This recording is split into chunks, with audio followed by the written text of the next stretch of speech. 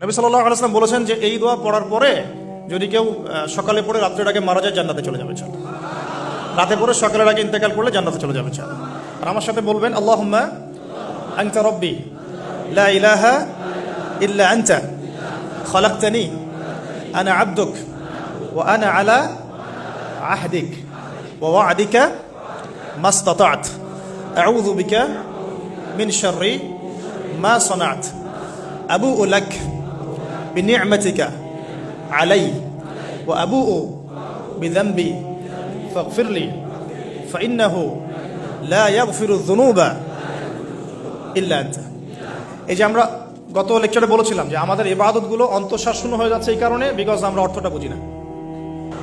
কি পড়লাম? আল্লাহ পাক বলছেন, নবী সাল্লাল্লাহু আলাইহি ওয়াসাল্লাম বলছেন আল্লাহুম্মা হে আল্লাহ আনতা রব্বি, আল্লাহ তুমি আমার রব, খালাকতানি তুমি আমাকে সৃষ্টি করেছো, আনা আবদুক আমি তোমার বান্দা, আনা আলা আহদিকা আমি তোমার সাথে যে অঙ্গীকার করেছি এর উপরে আছি, মাস্তাতা থাকার চেষ্টা করছি, আমি সাধ্যমতো থাকার চেষ্টা করছি, আবুউ লাকা বিনি'মাতিকা আলাই আমার উপরে আমার যে উপরে তুমি যে নিয়ামত দিয়েছো আল্লাহ এগুলো আমি স্বীকার করছি।